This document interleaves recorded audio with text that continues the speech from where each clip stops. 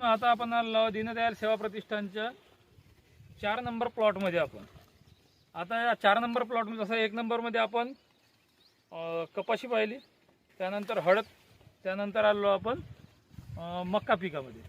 आता 2 एकरामध्ये 16 किलो हे पेरणी केलेली आहे आणि त्यानंतर या मक्यावर काय काय ट्रीटमेंट केलेली आहे ते आपण शरद मावरेकडून ऐकूया. लागवड आहे का हे जे आपण यावर्षी मगाच्या याच्यात सांगितलं आहे का व्हिडिओत की आपण पिकाचा फेरपालट केला पाहिजे. शेतकऱ्याला परवडलं असे पिकं आपण लावले पाहिजे. ते शेतकऱ्याला सांगायच्या आधी आपण आपल्या जे काही प्रशिक्षण केंद्र आहे, संशोधन केंद्र आहे, इथं आपण केलं पाहिजे, जेणेकरून त्या पिकाचा भविष्यात काय फायदा होऊ शकते. आपण इथं मक्याची लागवड केली यावर्षी.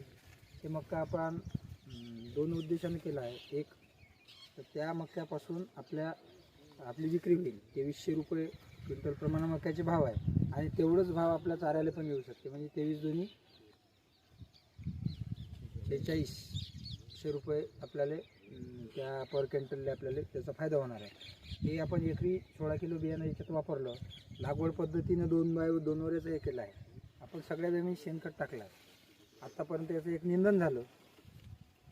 हे 3 जुलैची आपली मक्याची लागवड आहे.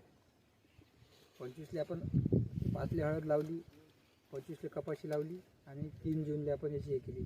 टोकन पद्धतीने आपण हे लावलं आहे. मजूर लावून आपण टोबलेला आहे. याच्यावर आत्तापर्यंत जे प्रयोग झाले याच्यात आपण रामबाण, दशपर्णी अर्क, लिंबोळी अर्क आणि जडाम सल्फर याचा वापर केला. त्याच्यावर शेंदे जे काही पोकरणी अळी आहे ती आली, त्याचा प्रादुर्भाव झाला. काही प्रमाणात आपल्याला कंट्रोल दिसून राहिला. आपल्याला दुसऱ्या याच्यात स्प्रे घ्यायला लागेल कारण एका यानं होईन असं काही आपल्याला दिसत नाही. त्याचे चांगले रिझल्ट आपल्याला आहे याचे. आपण याचा पूर्ण डाटा तयार करू आणि त्याच्यानंतर शेतकऱ्याला पुढल्या वर्षी सांगू शकतो की बाबा तुम्ही आता थोडं सोयाबीनच्या बाजूला जा, मक्यासारखं पीक लावा. हा आपला या वर्षीचा नवीन प्रयोग आहे. दाखवा ना अशा प्रकारे प्लॉट आहे.